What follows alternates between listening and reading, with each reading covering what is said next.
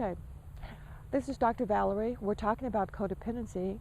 One aspect of codependency that you might hear a lot about is enabling behavior and looking at what is considered enabling. Well, enabling is enabling someone to stay stuck, and that is the reference that it's used to in codependency. You enable a person by helping them continue in their alcohol and drug use. And that's done when you give money, when you say, you know what, I've given you, that's the last time, no more, I'm not going to do any more. And they come to you with a sob story, or they're really upset, or they say hurtful things and you just want them out of your space and you give them the money. So part of that is about you going back from what you've told them that you would do and doing something different. And so once again, if you give them the money, you've enabled them. If they're responsible for paying the mortgage and you find out because there's a call saying the mortgage hasn't been paid for 2 months or 3 months, and you jump in and you pay the mortgage because it needs to be paid, but the person still has not been accountable for their behavior. You've pulled it together somehow.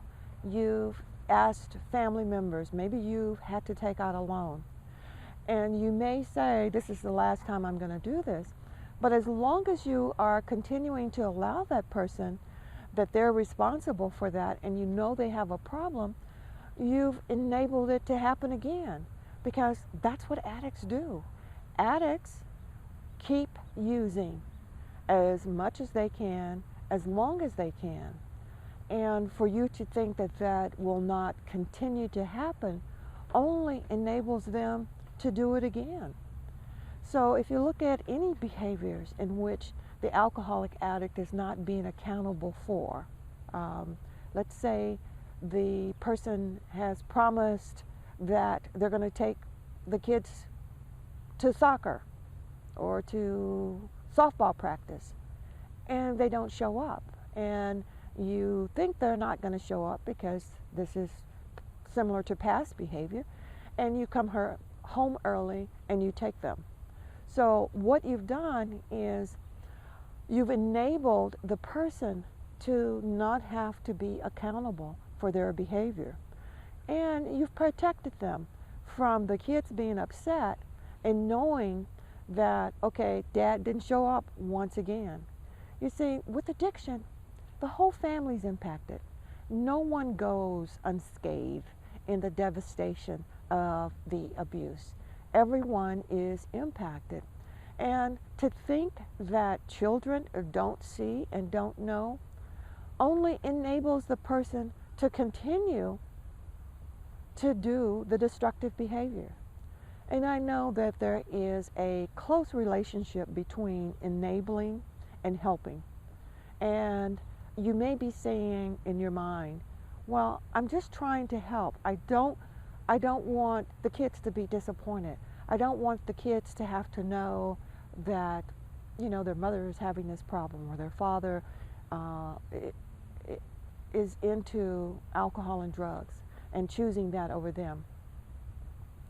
Well, kids know everything that's going on in your household, whether you want them to or not.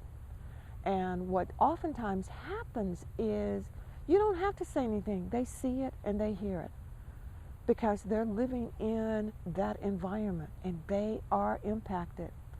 And what happens is sometimes unwittingly, by trying to protect the alcoholic addict, the kids become upset with you because they are getting a misread on what's actually happening, and they think that somehow you're doing something that's causing the problem.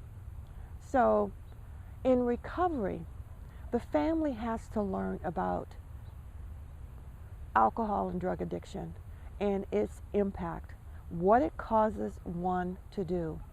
And enabling is one of those behaviors that family members have to look at as they begin to address the issue of codependency.